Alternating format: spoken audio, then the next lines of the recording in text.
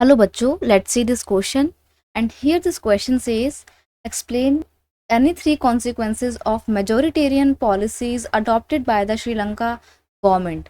Question आपसे बोल रहा है कि श्रीलंका की गवर्नमेंट ने जो मेजोरिटेरियन पॉलिसी अडॉप्ट की थी और सिन्हाला कम्युनिटी की सुप्रीमेसी को स्टैब्लिश किया था, उसके क्या क्या कॉन्सिक्वेंसेस, क्या क्या दुष्परिणाम निकले थे, वो आपको यहाँ पे बताने हैं।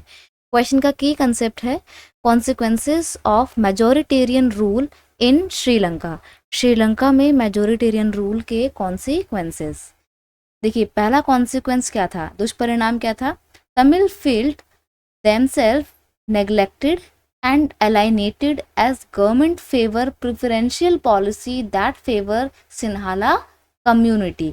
अब देखिए जो तमिल्स लोग थे ना, वो अपने आप को नेग्लेक्टेड फील करते थे, अपने आप को एलाइनेटेड फील करते थे, क्योंकि उनको लग रहा था कि गवर्नमेंट तो सिर्फ सिन्हाला कम्युनिटी की है और सिन्हाला कम्युनिटी की बात ही मानी जाएगी। तो वो अपने आप को अलग थलग और बिल्कुल नेग्लेक्टेड, अनदेखा फील कर रहे थे।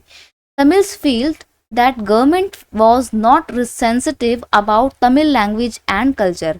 तमिल्स को ये लग रहा था कि गवर्नमेंट ना तो हमारी लैंग्वेज के प्रति और ना ही हमारे कल्चर के प्रति सेंसिटिव है, यानी कि वो बिल्कुल भी ध्यान नहीं दे रही है हमारे कल्चर को और हमारी लैंग्वेज को। उनको ये इसलिए लगा क्योंकि 1956 में सिन्हाला लैंग्वेज को श्रीलंका की गवर्नमेंट ने ऑनली ऑफिशियल लैंग्वेज का दर्जा दिया था, यानी कि as a only official language declare किया था।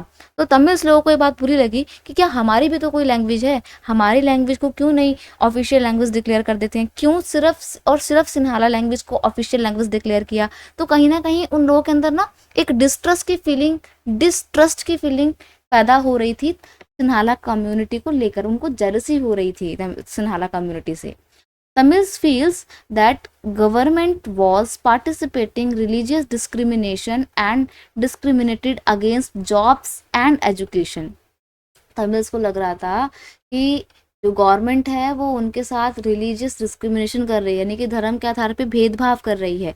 ऐसा इसलिए उनको लग रहा था क्योंकि सिन्हाला कम्युनिटी के द्वारा प्रैक्टिस किए जाने वाले सिन्हाला कम्युनिटी के द्वारा प्रैक्टिस किए जाने वाले बुद्धिस्ट रिलीजन को गवर्नमेंट फॉस्टर प्रोवाइड कर रही थी, यानी कि उसको प्रोटेक्शन दे रही थी, संरक्षण प्रदान कर रही थी, और जॉब्स में, एजुकेशंस में, हर जगह सिर्फ और सिर्फ सिन्हाला कम्युनिटी के लोगों को फेवर किया जा रहा था।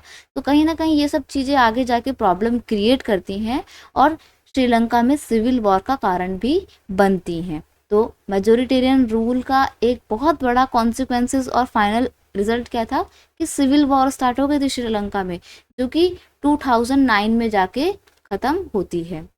I hope you understood it well. Best of luck.